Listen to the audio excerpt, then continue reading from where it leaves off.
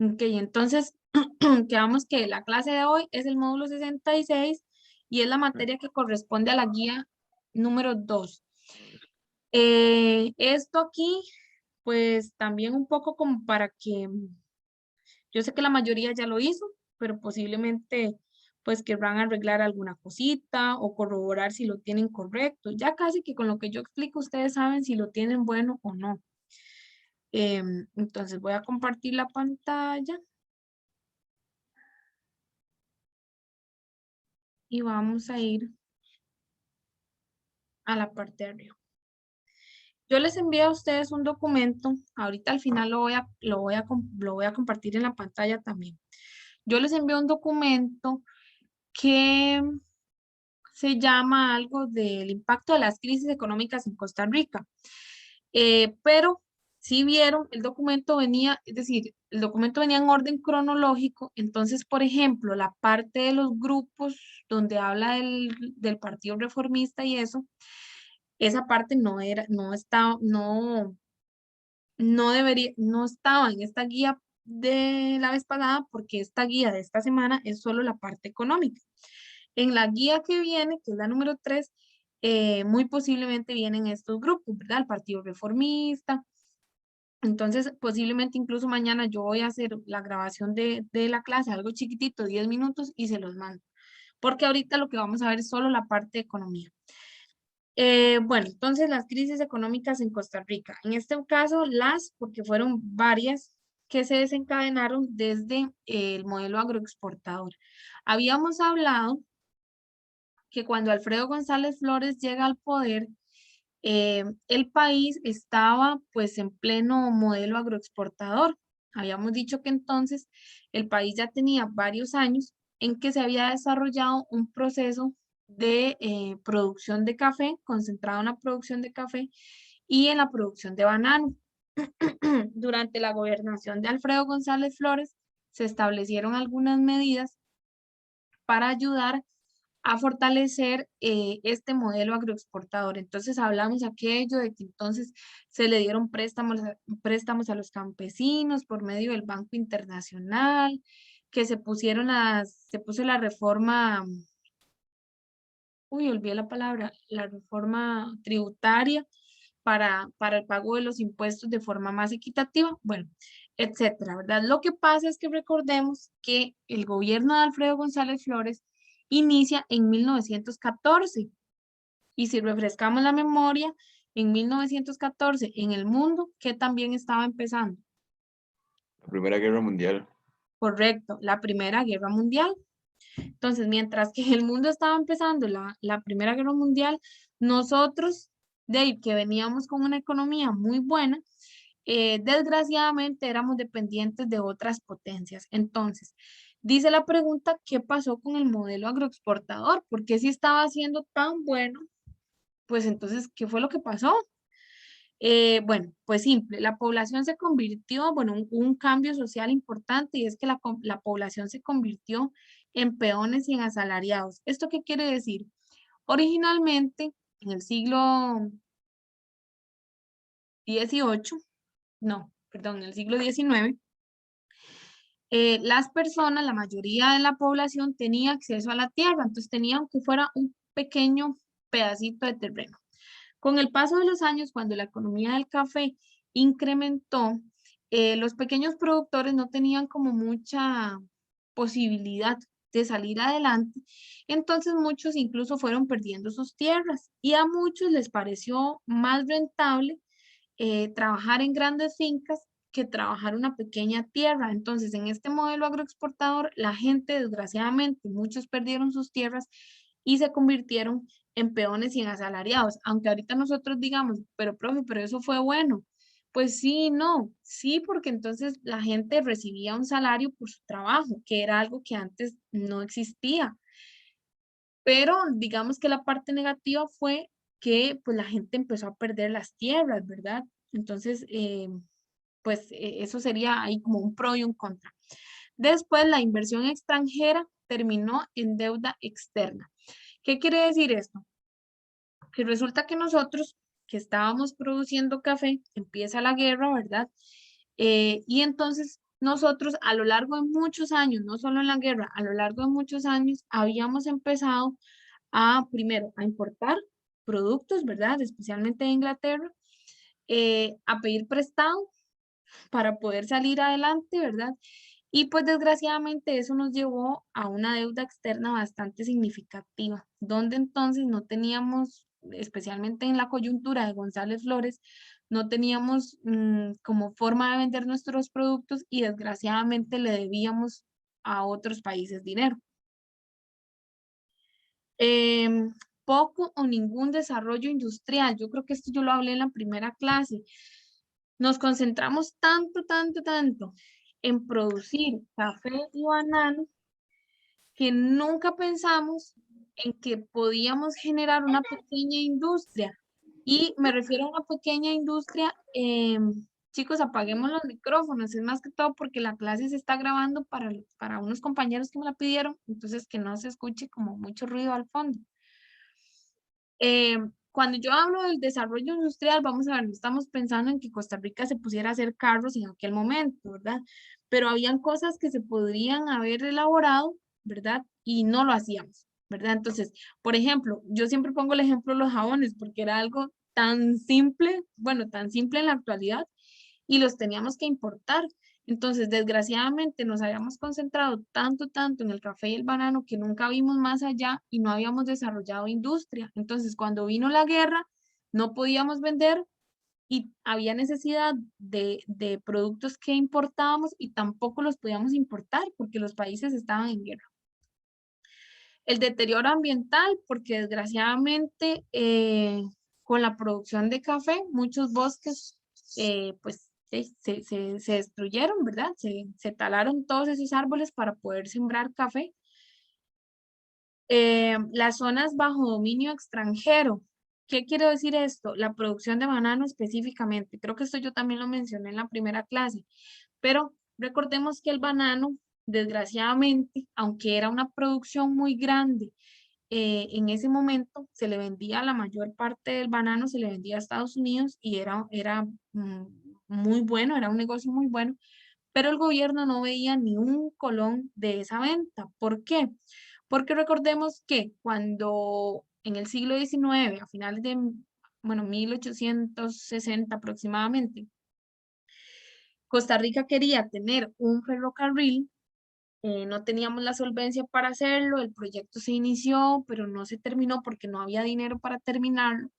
Aparece Minor Cooper Kid, muy dulce, ¿verdad? Diciendo, yo lo puedo hacer, yo pongo todo, yo pongo el ferrocarril, traemos la mano de obra, por eso es que en Limón hay personas de color, porque muchos vinieron, fueron traídos de África, porque los indígenas no soportaban trabajos tan pesados como los que era armar un ferrocarril, entonces trajeron chinos, italianos, africanos.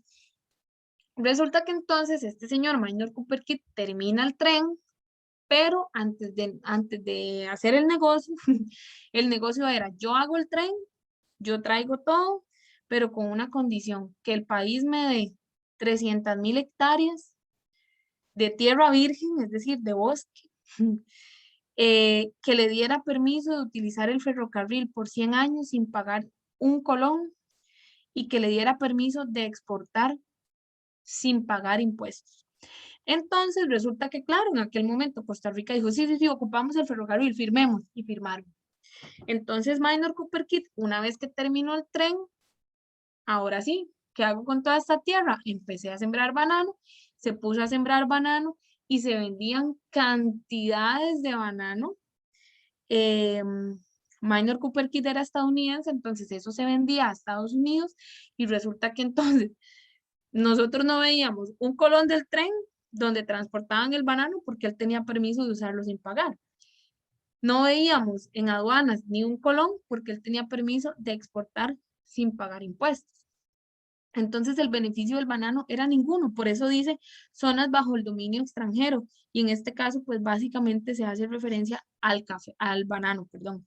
Eso con los años después cambió, después de Alfredo González Flores, eso cambió, o sea, eso en este momento, sinceramente les miento, si me acuerdo en cuál administración presidencial fue, pero fue posterior a González Flores que se dijo, no, no, no, este señor tiene que pagar, o sea, esta empresa tiene que pagar, no pueden seguir así, y pues se trajeron abajo el contrato, por decirlo de esta forma. La ausencia de mercados internos calificados, es decir, dentro del país, negociar, vender, no era, ¿verdad? No había como por dónde, la gente era campesina. Y en mercados más cercanos como Centroamérica, pues todos los países estaban en la misma condición. Esto nos lleva a una situación de pobreza y desgraciadamente el modelo agroexportador nos hizo totalmente dependientes de la tierra. Y entonces cuando no funcionó, pues no teníamos un plan B, por decirlo de esta forma. El plan B va a venir después, me parece que ese es el tema que sigue. Em, ok, tenemos 3 periodos. Vamos a ver, aquí en esto sí, concentrémonos. ¿Por qué? Porque ustedes tienen que hacer una línea del tiempo. Entonces, básicamente lo que yo voy a hacer aquí es la línea del tiempo, solamente que no en línea. Entonces, tenemos 3 periodos principales, ¿verdad? De estudio. Ya dejamos a Alfredo González Flores atrás y empezamos en 1917. Vean aquí el detalle. González Flores llegó al poder en 1914, 14, 15, 16, digamos 17 sería todo el año los 4 años de poder de González Flores.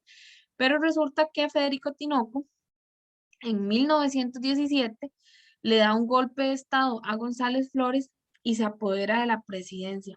Casi les digo que esa podría ser la primera fecha de, de la línea, ¿verdad? Entonces, en 1917, Federico Tinoco le da un golpe de estado a González Flores. El periodo de Federico Tinoco, les cuento, en chismes históricos, el periodo de Federico Tinoco es como el periodo oscuro de Costa Rica.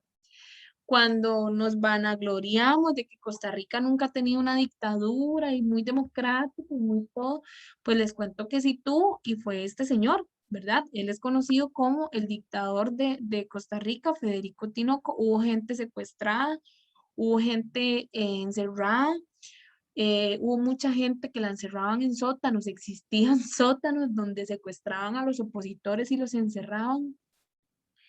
Eh, Hubo intervención de comunicaciones, entonces la gente ya no podía hablar tranquila porque los teléfonos estaban, olvidé la palabra. Bueno, pues las comunicaciones estaban intervenidas. Entonces, pues sí, ¿verdad? Sí tuvimos un dictador y fue este señor. Tanto es así que en la Asamblea Legislativa, donde están las fotografías de los presidentes, la fotografía de Federico Tinoco no está, porque digamos que mm, ha sido conocido como la vergüenza, por decirlo así, del país, que no edificó en nada. Entonces al final parece como que quieren ocultar esa parte de la historia, pero de ahí ocurrió, ¿verdad? Y es parte de lo que tenemos. Después de Federico Tinoco tuvimos otra administración de 1920 a 1924, que fue la de Julio Acosta. Y por último, y no menos importante, tenemos la administración de Ricardo Jiménez, digamos básicamente como las 3 principales, ¿verdad? Durante el gobierno de Tinoco, como ya les dije, que dio un golpe de Estado en enero de 1917, si recordamos las reformas de González Flores, que eran, bueno, no vamos a profundizar, lo del banco y todo lo demás, eh, pues Federico Tinoco lo que hizo fue llegar y tomar las reformas y usarlas como él quiso, desordenadamente, sin ningún sentido, y pues entonces las reformas perdieron todo lo bueno que había edificado González Flores, se vino abajo, y se trajo literalmente abajo el país, ¿verdad? O sea, tomemos en cuenta que González Flores logró sacar al país de una situación súper crítica, que era la guerra, y Federico Tinoco vino y en cuestión de 2 años destrozó todo.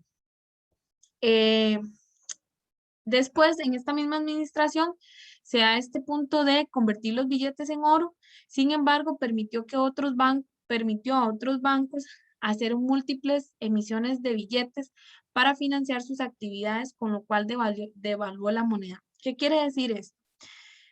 Cuando hablamos de convertir los billetes en oro, es darle a los billetes valor, por decirlo de esta forma, ¿verdad? Para que entendamos que de verdad el billete de 5 colones de verdad tuviera bastante peso. Entonces, ¿qué es lo que quiere decir esto? Que entonces cuando la gente iba a invertir un billete de 5 colones alcanzaba para mucho. ¿Por qué? Porque el dinero estaba valorado.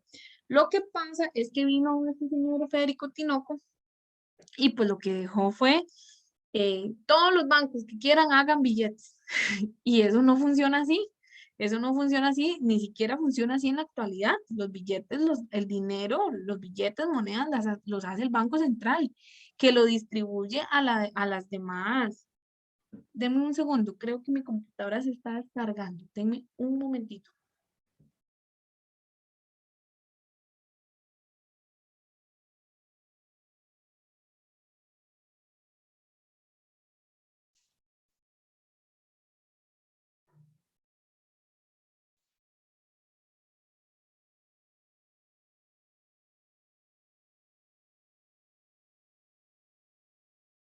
Les decía que entonces, por ejemplo, actualmente el Banco Central hace el dinero y lo distribuye a los demás bancos. No es que todos los bancos tienen una máquina de hacer plata. Pues resulta que entonces Federico Tinoco se le ocurrió que los demás bancos también pudieran generar dinero. ¿Qué fue lo que pasó? Que entonces hicieron tantos billetes que no sirvió más bien lo de la valoración del dinero y más bien que al final era tanto que parecían billetes del gran banco, no valían nada. Entonces, lo que pasó fue que se devaluó la moneda. Todo lo que González Flores había logrado, Federico Tinoco se lo trajo abajo.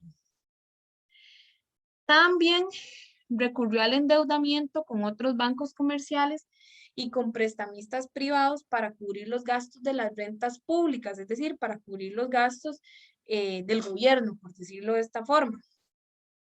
Eh, y pues no generaban, perdón, de rentas públicas que no generaban, aumentando así la deuda interna. Ya teníamos deuda externa, que se le había pedido dinero a otros países. Y pues vino Federico Tinoco y también pidió prestado en el interior del país.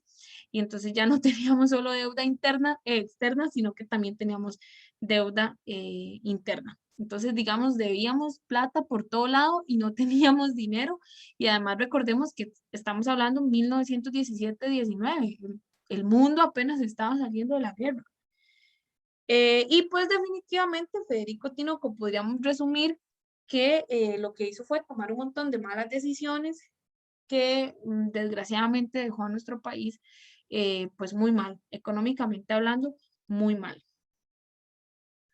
Entramos a la década de 1920 con Julio Acosta. En 1921 se establece un único emisor de moneda y billetes. Otra vez, se devuelve otra vez. Bueno, no, ya los bancos no pueden hacer, todo el mundo no puede estar haciendo plata. Ahora solamente el Banco del Estado, que es el Banco Internacional, es el que se encarga de emitir billetes y monedas y los distribuye, como es lo normal, ¿verdad? Entonces se devuelve.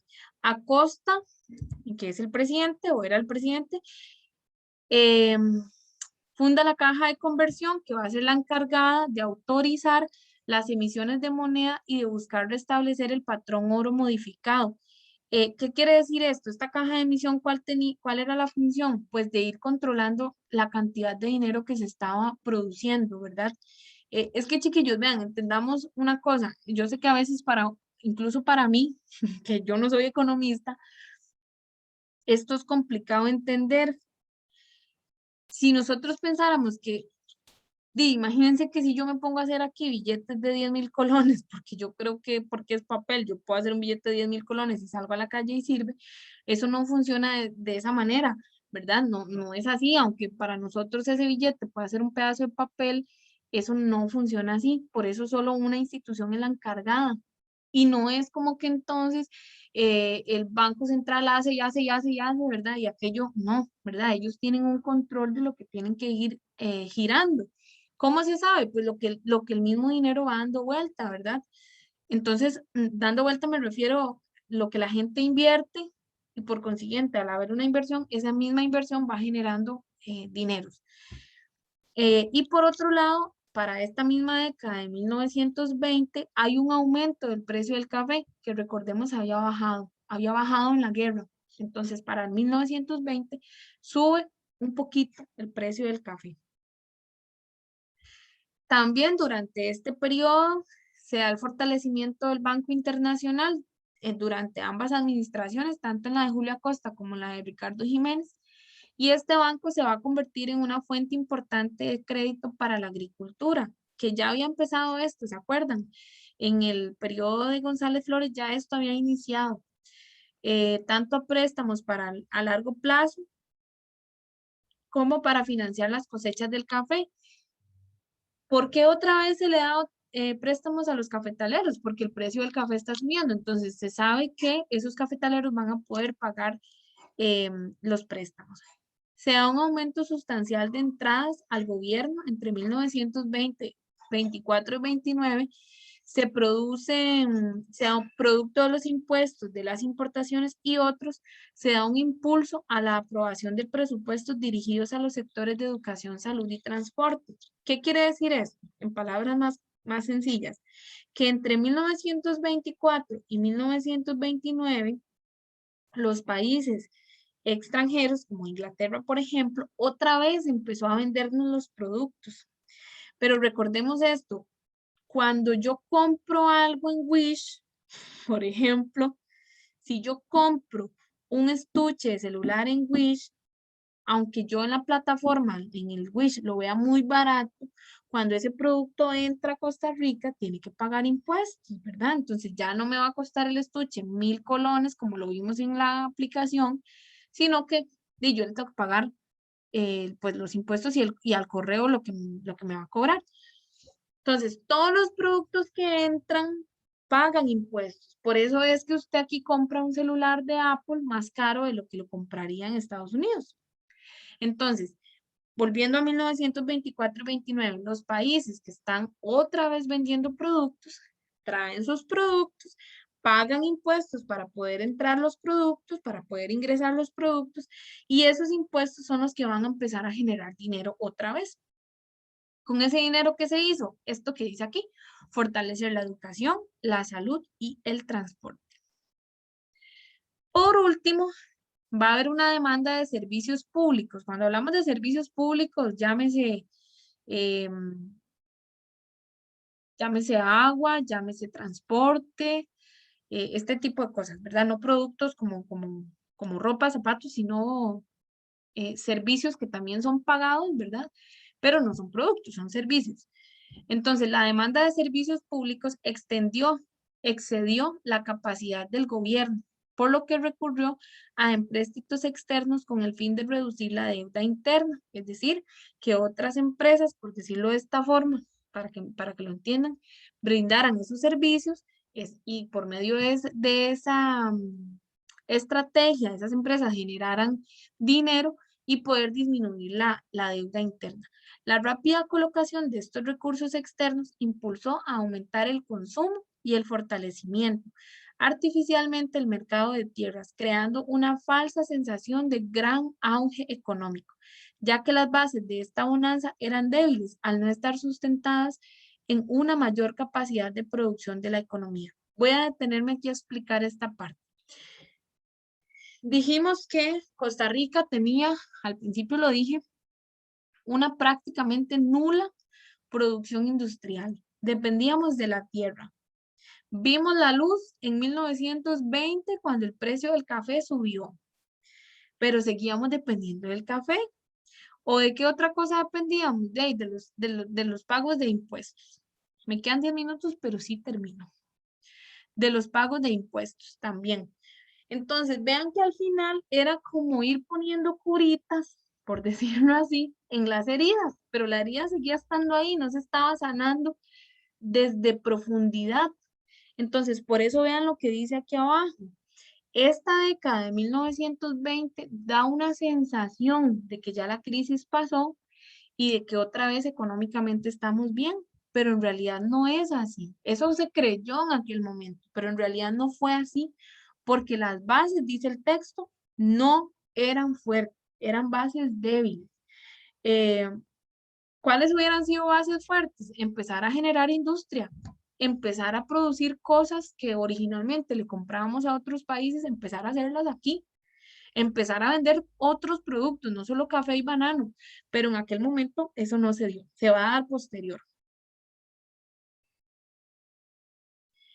Y por último, dice la economía experimenta lo mismo que acabo de decir, un periodo de auge después de que termina la guerra, ¿verdad? Para la década de los 20.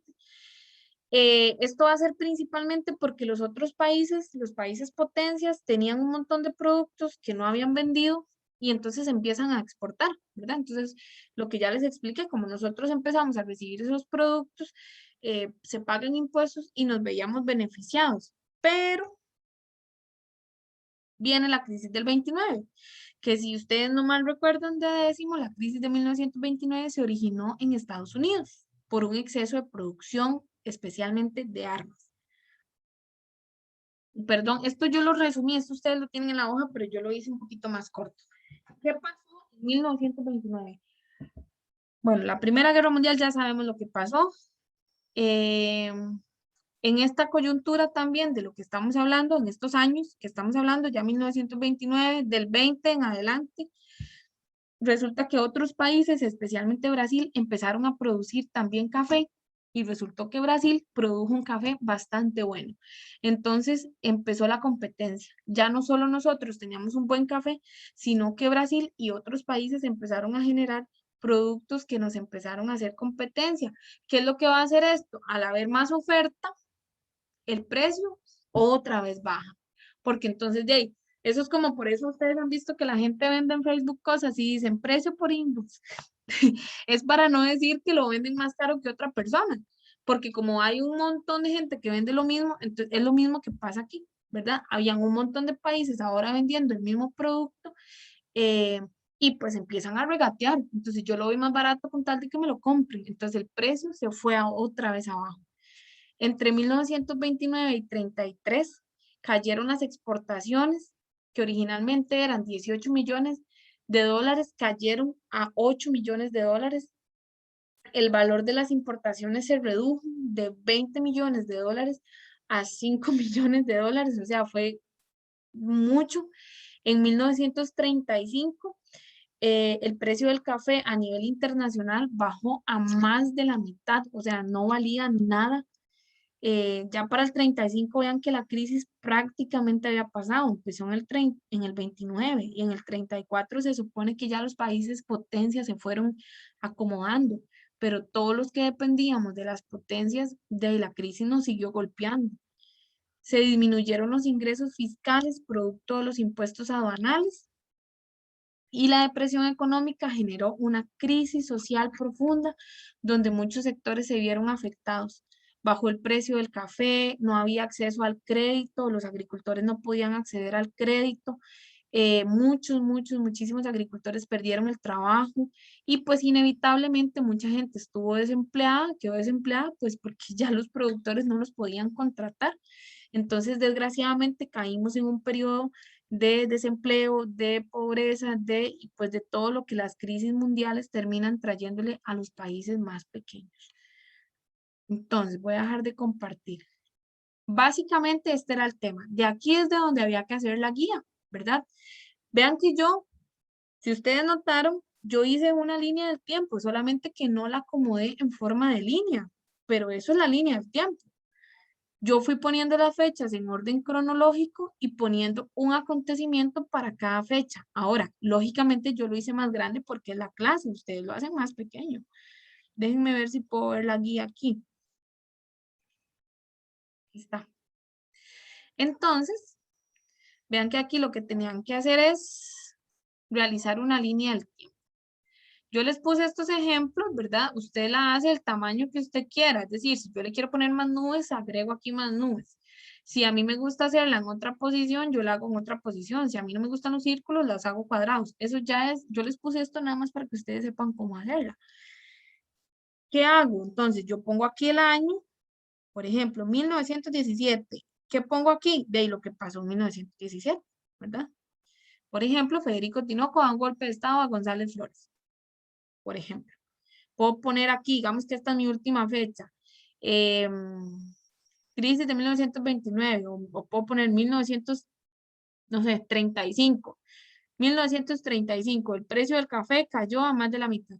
Ven, ni siquiera es escribir un montón, es la fecha y algo concreto. ¿Qué pasó esa fecha? ¿Tengo que poner todo lo que pasó? No, es una línea del tiempo, pero sí es importante que esa línea del tiempo, y ahí es donde una línea del tiempo toma sentido, que la línea del tiempo me vaya diciendo a mí lo que pasó a lo largo de todos esos años, porque si esto no tiene sentido con esto, de ahí al final yo no voy a entender nada. Entonces, la intención es que podamos ir viendo cómo de un año a otro, bueno, según lo que yo expliqué aquí, se vio una mejoría, después se vio otra vez una crisis y así sucesivamente qué pasó cada año, solo en el tema económico, ¿verdad? Por eso les dije, ahí donde decía Partido Reformista y eso no lo tienen que poner, solamente el tema económico, que es lo que yo acabo de hablar. Yo les puedo mandar esa presentación si ustedes quieren. Yo no tengo ningún problema, para eso la hice. No sé si alguien tiene alguna duda, pregunta, comentario. Tenemos 3 minutos todavía. Tienen la presentación, yo se las mando, pero pues no sé si necesitan decir algo. Profe, una consulta. Ujú. Es que bueno, usted dijo que el jueves, bueno, a mí me toca el jueves llegar en físico, pero yo se la mandé por correo y yo la hice en la computadora. Ah, es que usted le hizo Entonces, una copia. sí, pero digamos, pero yo estoy trabajando con los dos módulos, o sea, en el sentido de que voy físico y también virtual. Pero Entonces, hace las guías en la compu. sí, sí, o a veces también en el cuaderno. Ok, Entonces, ok. por cualquier cosa, Ujú. ¿cómo puedo hacer en ese caso, profe, para Yo- que usted las vea el jueves, que usted les va a pedir? Usted O hizo si no, las guías número 1. Espérese un momentito, chiquillos. Voy a parar la grabación porque pues ya esto, ¿para qué lo vamos a dejar en la grabación, verdad? Entonces, feliz fin de semana a todos, pero no se despidan todavía, nada más para parar.